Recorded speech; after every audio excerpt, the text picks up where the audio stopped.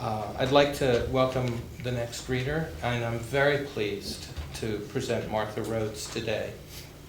As I often do, I ask writers that I know for suggestions for future readers. I don't know everybody's work. I read a lot of poetry myself, but I don't read everybody. And I don't read the journals as often or as much as I want to. Time seems to be more and more precious, as James Keegan said earlier today. And we have precious little of it. But Zvinia Orlowski, who read for me last May, is a colleague and good friend of Martha's, and in fact is a co-founder of Four-Way Books, a wonderful independent press that presents some fine poets. And she suggested actually the latest of a number of people who had suggested Martha as a possible reader. And so I got in touch with her, and like all of the readers in Laughing Hermit, they read for the love of it. And she accepted my invitation, and here she is today. She's the author of 2 poetry collections, Perfect Disappearance, a winner of the 2000 Green Rose Prize from New Issues Press, and At the Gate, Provincetown Arts Press, 1995. Her poems appeared in many anthologies, including The Extraordinary Tide, New Poetry by American Women, Columbia University Press, 2001. New American Poets, a Bread Loaf Anthology, University Press of New England, 2000. The KGB Bar Book of Poems, Harper Collins, 2000. Last Call, Saraband Press, 1997. And Urban Nature by Milkweed Editions, 2000. Her poems have appeared individually in many journals, including the American Poetry Review, Fence, Ploughshares, TriQuarterly, AGNI, and others. She teaches creative writing at Emerson College in Boston and at the New School University in New York City. And in 2001, she was visiting professor at the University of California in Irvine. As I said, she's a founding editor and the current director of Four-Way Books, an independent literary press which features both established and emerging writers through a series of readings called the CCS Reading Series in New York City. She lives in New York City with her husband, and it gives me great pleasure to welcome Martha Rhodes.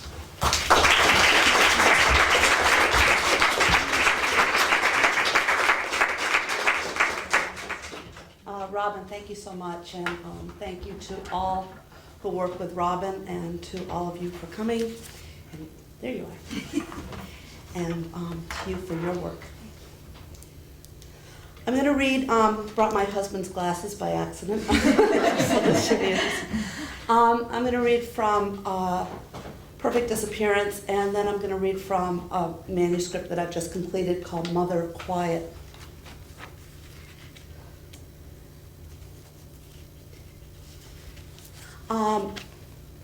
I've kind of stopped reading my titles. This has been going on for about 6 months, and it's if for nothing else, I will be known as the person who never reads titles.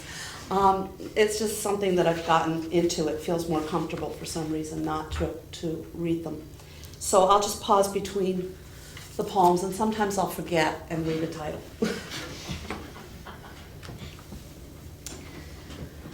The wind's having trouble deciding whether to raise the house or not, ripping it across the sky or ever so gently brushing by, barely a shudder. Unlike some, less cautious, less concerned, this wind is tired of tragedies, acres of strewn possessions, vases, shoes, and may prefer to be benevolent, the kind of wind people invite to luncheon in July. Families whispering to wilting walls, oh, for a bit of wind to stir up the air so we can breathe. On days like this, even kids close shop. Abandoned lemonade stands haunt the common across from the one-room museum, its permanent display of arrows and beads. I feel so heavy, sighs one pregnant woman. I wish I could float from here to Lake Armington, freezing, glacier, glorious lake, just 2 towns away, almost to Pike at the foot of Mount Piermont. Easy enough for the wind to plunk the black-shuttered white house and all its contents into the water, matching armoires bought in Henniker, the upright piano, the husband with his pregnant wife.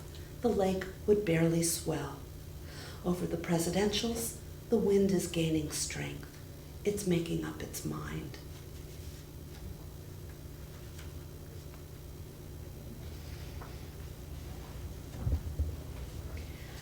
Bark stripped and leafless, they're roped up in my cellar. All are young, all are male. I've taken them from parks, neighbors' lawns and sidewalks, little saplings, unprotected, except sometimes iron grates sheltering their roots. I take them at night, occasionally by day, disguised as a city worker. Their limbs, their small round trunks so precisely snapped apart. Oh, my sweet syruped darlings, whom no one will look for.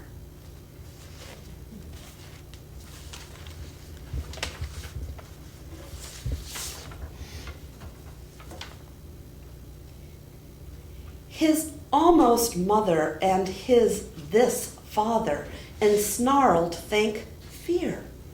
Fear on this fabulous day. Fear is what they want this day to be about. Yes, fear's on their written plan for this day out. It circles their picnic, rising in its airiness, and grabs the sun and sun's friend by the afternoon and dumps them head first into the red Mazda trunk. Just for a minute, dearies, the almost mother says, we'll let you out soon. Glorious day for fear, the 2 adults neck, thinking about having another kid or 2 or 3, little barbed, bald kids, to take to Sundays to the park. After all, your son isn't mine, she says, and her breasts extend toward him like 2 he doesn't know what's. But they're friendly and bobbing in his face, and he's going to do something with them. He just doesn't know how, when. I read this the other week, and some guy, I don't know who, I think it was a guy, whispered, I know how he feels.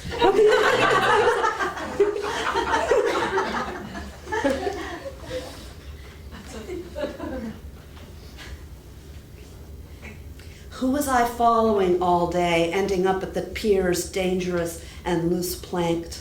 Last night, my sister telling me we have a brother somewhere in this world, a brother older than the marriage that bore us.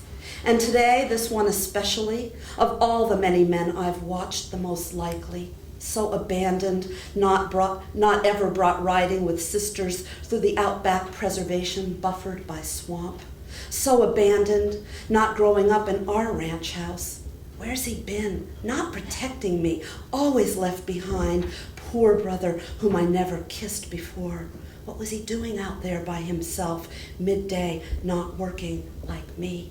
Needing also a haircut, but clean. I was happy to see that about him.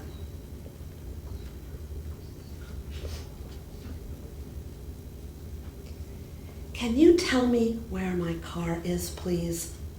And then, when I'm in it, where to put it? Which way and how long to turn it from exactly where it is, and then what? What, once turned? Can you tell me where my car is? And my keys, how to turn them, how to place my foot on which pedal, and my hands, can you put your hands where mine should go? Can you tell me if I'm always like this? When I'm sleeping, do I know on my own when to turn over? Which way to lay my body across the bed? Which way to place my head and arms? How far to pull the blanket up?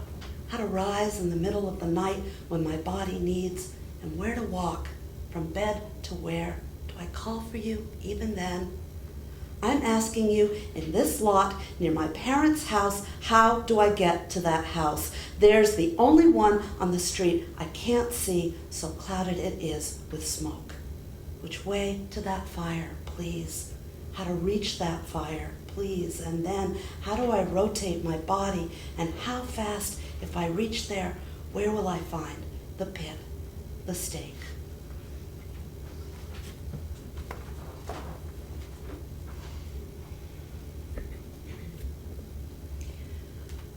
Our father at 80 has moved to the country where he's no longer poisoned every Sabbath dinner by imagined sons owing him money.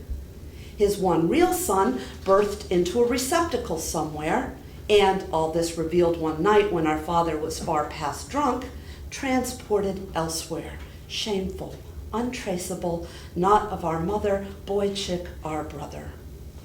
Our father, splitting up wood, dips his cut finger into a canteen of bourbon, recalling to us his pal Sharky's cure for their frequent bouts of clap. Soak the damn thing in scotch. And recalls Sharky hobbling down Grandpa's pawn shop aisles, futzing with watches, pocketing rings, father in too much pain to chase him. And always by the 7th day of treatment, they were running with the girls again. My sisters and I won't stay for dinner. Squirrels steeping in wine. That's my I am the daughter of a pawnbroker coming out poem. It took me many years to say those words.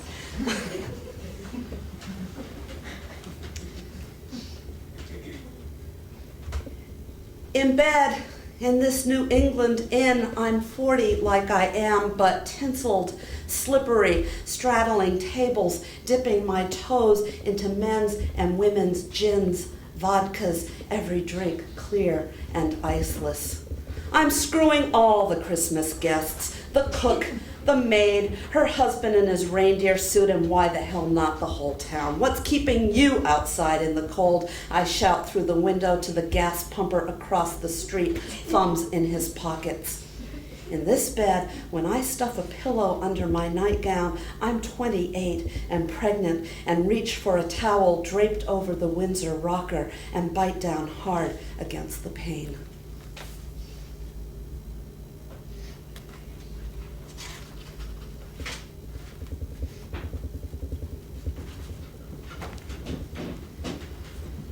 Yesterday, another dog collapsed, this one endlessly carrying slippers and bones. If I don't leave here now, I'll die here. The ascent to town, less than 1 hour, and my car headed away, but stalled. Surrounding temperature so extreme, my skin can't distinguish winter, summer. In just 1 hour, carrots for sight, beets for blood. Oh, town, where all things good. This house, where all things bad. Barren skeleton, shelter of leaking rooms. Whose property is this property? The owner is lost. The house has lost the owner. The owner has lost the house. Where there are no chairs, there are plates and silver scattered across the lawn. Sunless, seedless, wormless lawn. Even the dead and the ones underneath the dead crawl away, away, deeper down. Do I still have time? Oh, luminous town.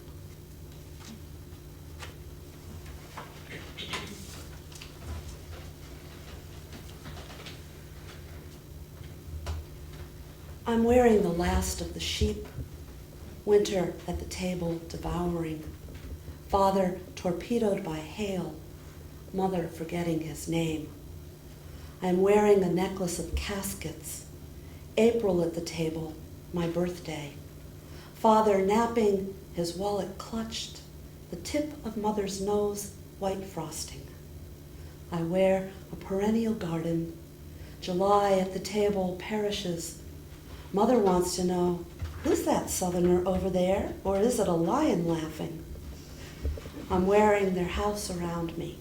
September and the boiler full blasting. Father with an axe in the backyard. Mother in the hallway, maybe.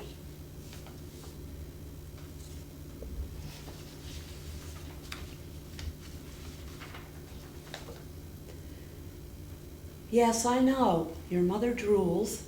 Your father pees everywhere. Your brother shoots up. Come on, spare nothing. Tell me how badly your veins hurt. You think your heart has moved to the right side. enlarged. Your brain's coated. You're shedding calcium. You've misplaced your pulse. You're pre-emphysemic. You're agoraphobic, obese, allergic to sperm. You hate skin. Deer ticks, sciatica, murmurs. You're a tourist in your field of expertise, spiritually and linguistically impoverished. You don't dislike your job, but you're bad at it. I know you can't breathe. You fall asleep driving, recurrently dream of drowning. Hawaii would be nice. Venice, better. Cape Cod, a bit too near. Canada, that cold appeal. Cold as an unlined coffin, cold as a dirt cheap coffin, cold as an uncovered coffin. Yeah, you're cold. I know. Shh. You don't have to tell me more. I'd prefer it if you'd stop soon. Even better if you'd stop now. Nice of you. Good of you.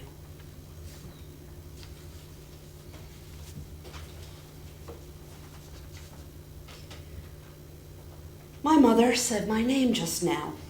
With one sock on, her shoes forgotten, my mother floated down the hall as I hurried to catch her. Mother, the step. Her cane in my hand, she went on chattering. She never stops. Which one are you? I held her then, but she shoved with her fist. She wanted something else, not a baby, not me, middle-aged and grieving, her fist in my face. Something else Mother wanted, and I just needed her to hold on to one word, a hopeless wish that she'd always remember, Martha, her youngest.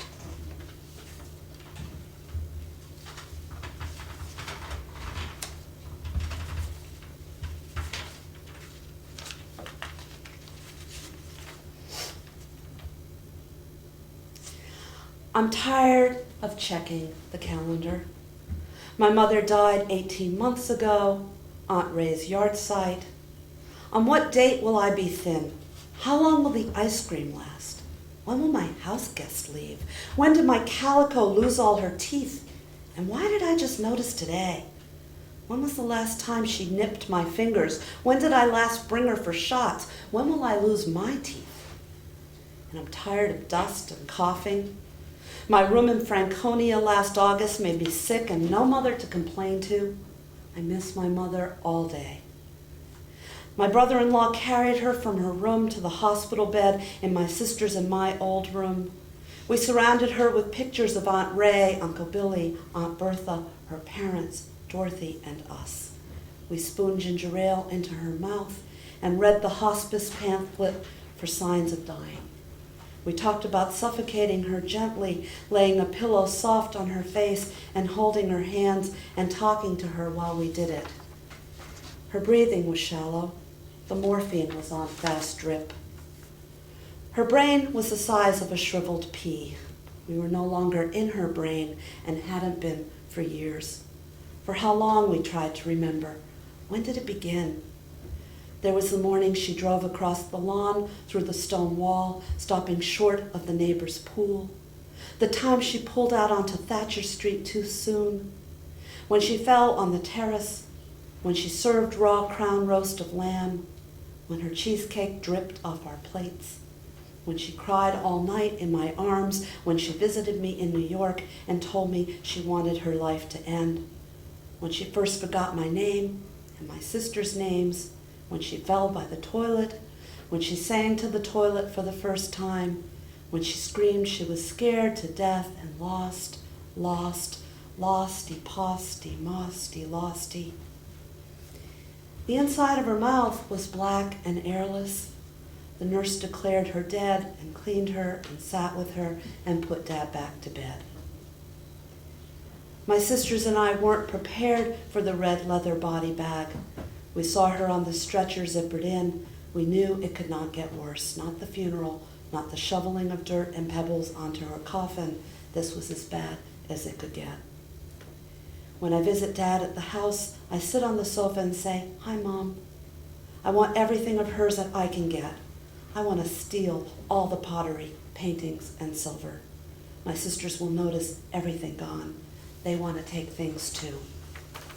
Sick last August, I missed her cool hand on my forehead and her witch hazel rub-downs. She was in my brain every second. My brain was enormous with her, and I had never had a fever so high.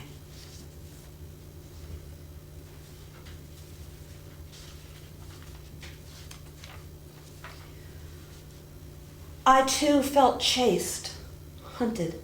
So when I passed your room, I didn't stop for you. Didn't lift and carry you out of that pit, I heard you call it, that square, that bed. Up into my arms, I did not bring you. There, I did not say, Mother, quiet, I've got you now.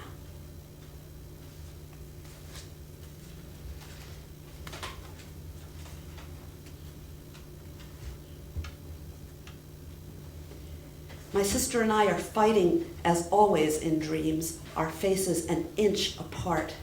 On the counter, carving knives and platters. Perhaps Mother's dead in the cabinet. What should we do? Don't pick up the knives. Don't touch them without gloves. I hate your husband, she tells me. He hates you, I answer. He stares at my breasts. Wear a blouse, I tell her. She tries to touch me as always in dreams. I call a dog, the biggest on the block, but a rat answers my whistle and attaches to my wrist. Always rats in dreams with us, or other little rodents, little punctures, little nibbles, my gnawed-off little hand, and I'm unable to save it.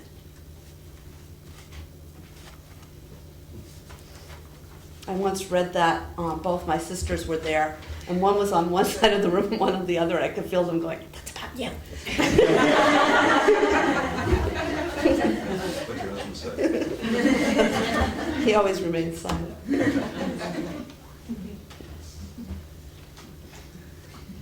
Our coffins hurt. Nurses bring babies, little girls briefly, much milk and tears. Each soul alone in the naked field, God unable to enter. Is he among the lilies delivered to our doors? The illness flies over us and all we possess. Nothing heals. Our doctors the first to flee, black bags empty. It's the oceans and mountains that crawl to us now, the sun and moon which fall at our feet, and God in the fields digging.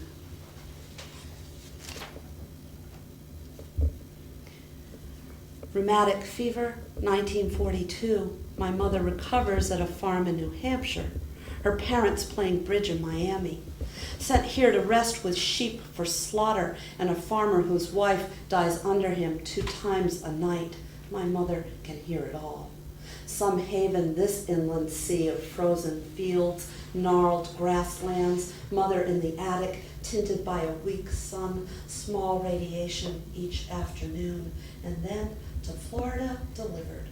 Wartime, blinds down, curfew, hidden jazz clubs, and my father, slick, met for the first time, forbidden liquor, weed, and savage dreams. Torn glory in the piano bar's upper rooms, and everywhere it's hurricane season, ruins of terror, ruins of delight. Dark wreckage of his car, they walk toward the waves, beggars at the shore for more rain, more wind, more pounding, more love.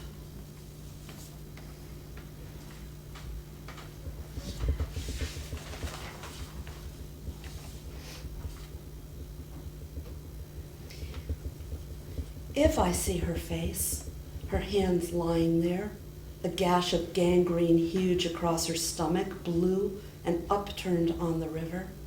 If I see what has been described to me this short week, all night, all day, the brokenness, the way she kissed the air goodbye as rescuers stood beside.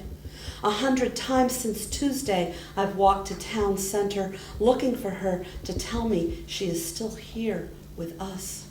If I see her, I will hum her quickly toward me, and soon the bridge will sway and buckle, the weight of us all, and all of us singing, too much to endure.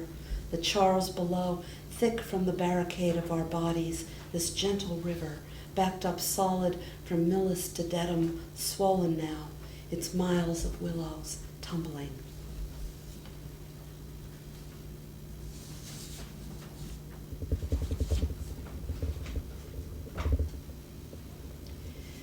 Yesterday, out of the blue, in the room of much crying, he held them up to me, babies.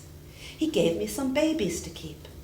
Today when I told him, you know, I'm actually good with children, really good, and I'm going to move with these kids to Sag Harbor or Wellfleet, he told me I'm such a child and took the babies back.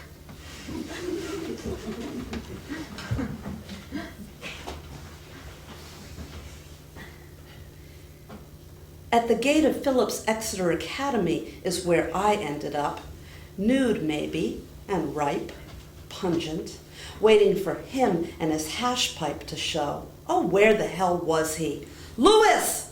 Not even on time for my dreams.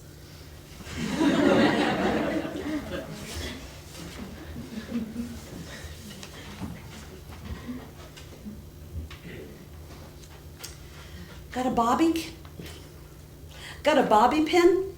I need a bobby pin fast. Why? You want to pick some locks? Come on, man, look at me, my hair's falling down. Okay, don't get all wigged out. Here's a goddamn bobby pin. I'm in love with him because I know that I can ask him for a bobby pin any time of day. He will produce the bobby pin. Somewhere he will have one on him. This is also why I know I can't go on with him. For how can I hope to pledge myself to a man who can, at the drop of a hat, produce a bobby pin? What we love is often what we hate. I'm being honest here.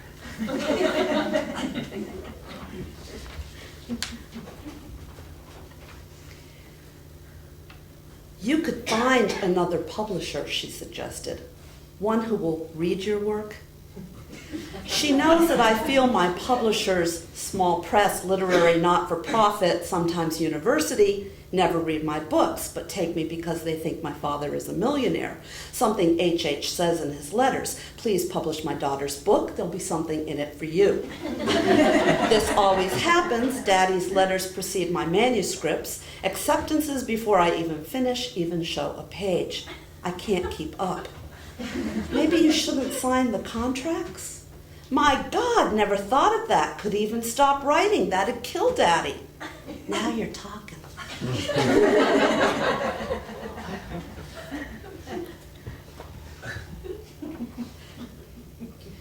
John, and please don't tell, is the one man in my life, almost 70 now, I've ever wanted to grab by the belt buckle and ride so fast the bed would take off.